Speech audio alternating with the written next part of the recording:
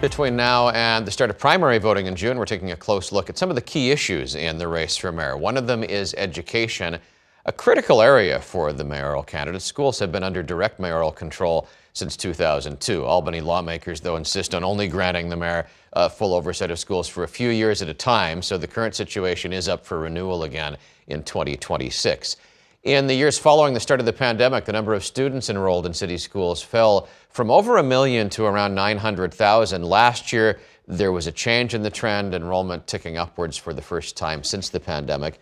Education officials don't attribute the increase in enrollment to increased confidence in the city system, rather to the arrival of thousands of migrant families who began sending their children to public schools. City students have struggled to improve their test scores in reading and math. This is data from the National Assessment of Education Progress. Since 2017, only around 25% of the city's fourth graders have rated as proficient or better in their reading scores. In math, the latest data showed just 33% of fourth graders are considered proficient or better. Last year, the DOE began rolling out its new reading and math curriculum. NYC Reads focuses on phonics. The math program is called NYC Solves, using an approach called illustrative math. New York One spoke recently with the Advocates for Children of New York. Here's why the group's policy director says education will play a key role in this race for mayor.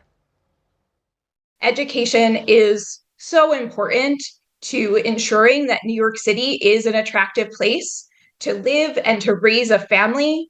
And we have the largest school system in the nation. So getting education right is not only important for children today, but it's important for the future of our city and our entire nation. Jillian's in this morning for Jamie, but I'm going to press you into service here as the education reporter while I'm on this topic. We've talked a lot about the cell phone ban that the governor has proposed for schools statewide, but that's running into some trouble. Yeah, it is. I think there's a feeling in Albany that maybe a one-size-fits-all approach isn't the right way to do it. The governor had said, that might make it easier for school districts if she sets the tone and they just have to enforce it. But there are a lot of questions about how you enforce that, the logistics of what you do with the phone. And there was some pushback on this notion of it being bell to bell, that students couldn't have their phone during passing or during lunch. We saw some pushback to that. The governor seems pretty set on it, though. But she can't do this without the approval of the state legislature. That's right. And it's all tied up in her budget. So another issue we've been tracking on education in the city is childcare. New York City, home to some of the highest childcare costs in the country.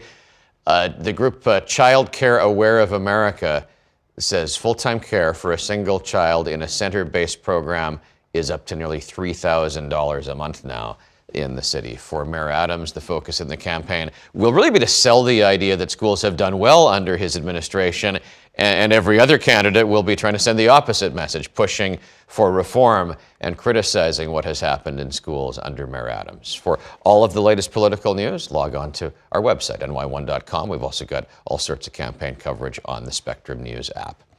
Thanks for watching our YouTube channel. For more stories in your communities, click the subscribe button right here. You can also download our app or watch us on TV for the latest news and weather updates every 10 minutes and more. We'll see you then.